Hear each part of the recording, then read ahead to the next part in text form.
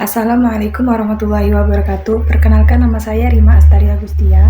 Di sini saya akan menjelaskan apa itu nilai hormat kepada yang lebih tua, bergeser ke hormat simbolis sebagai kedudukan atau posisi seseorang. Pada masa kini, nilai hormat yang berubah hanya sekedar menjadi simbolis pada suatu posisi seseorang telah banyak terjadi pada kalangan manapun.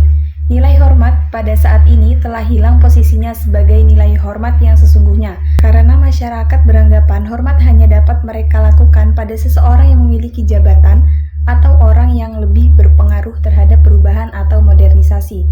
Dahulu, nilai hormat sangat dijunjung tinggi oleh masyarakat. Nilai hormat tidak hanya menjadi simbolis semata. Ada sikap-sikap yang terdapat dalam nilai hormat ini seperti sikap sopan santun, tata krama, serta penghargaan terhadap orang yang lebih tua atau pemimpin maupun tokoh masyarakat. Dengan adanya sikap-sikap tersebut, nilai hormat tidak hanya dilakukan semata-mata sesuai dengan jabatan ataupun kekuasaan, tetapi dari bentuk keteladanan, kebijaksanaan, dan moral yang dimiliki seseorang. Banyak faktor yang mempengaruhi nilai hormat ini bergeser dari makna aslinya, seperti media digital yang menciptakan ruang interaksi yang lebih bebas. Banyak individu merasa lebih berani bersikap kasar, merendahkan, atau tidak sopan karena tidak berhadapan langsung secara fisik. Budaya individualisme yang berkembang dalam masyarakat modern juga berdampak pada melemahnya nilai hormat. Orientasi hidup yang lebih menekankan pada kepentingan pribadi membuat sebagian individu kurang peduli terhadap norma sosial dan kesopanan. Akibatnya, hubungan sosial menjadi kurangnya rasa saling menghargai. Meskipun demikian, perubahan nilai hormat bukan berarti sepenuhnya hilang, melainkan mengalami transformasi.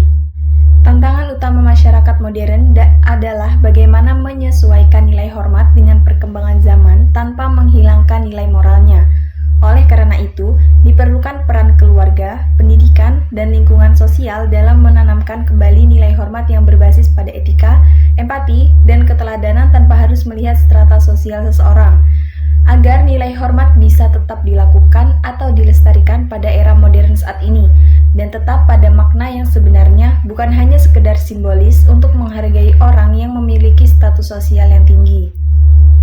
Selanjutnya yaitu nilai perilaku tertib dan disiplin berubah pragmatisme pribadi mengganggu lingkungan. Nilai perilaku tertib dan disiplin sangat penting dalam menjaga keteraturan kehidupan bermasyarakat. Pada awalnya, disiplin dipahami sebagai sikap taat terhadap aturan, menghargai waktu, dan bertanggung jawab terhadap kewajiban. Perilaku tertib membantu menciptakan lingkungan yang nyaman dan teratur bagi semua orang. Namun, seiring berkembangnya modernisasi, nilai tertib dan disiplin mulai mengalami pergeseran. Banyak individu bersikap lebih pragmatis dengan mengutamakan kepentingan pribadi dibandingkan kepentingan bersama. Dalam kehidupan bermasyarakat, disiplin tidak hanya berkaitan dengan kepatuhan terhadap aturan, tetapi juga kesadaran untuk menjaga kenyamanan orang lain. Pada masa sebelumnya, aturan dipahami karena adanya rasa tanggung jawab moral dan kepedulian terhadap lingkungan sekitar. Dalam masyarakat modern, kesadaran tersebut mulai berkurang karena pola pikir yang lebih menekankan kebebasan individu. Banyak orang merasa berhak menentukan tindakannya sendiri tanpa mempertimbangkan dampaknya bagi orang lain. Selain itu, lingkungan yang kurang tegas dalam menegakkan aturan juga turut memperkuat pergeseran nilai disiplin. Ketika pelanggaran tidak mendapat sanksi yang jelas, perilaku tidak tertib cenderung dianggap wajar dan dapat ditiru oleh orang lain. Oleh karena itu, penting untuk menumbuhkan kembali nilai disiplin dan tertib sebagai bentuk tanggung jawab bersama. Kesadaran bahwa kepentingan pribadi tidak boleh mengabaikan kepentingan umum perlu ditanamkan agar tercipta lingkungan yang lebih tertib dan harmonis dalam masyarakat modern.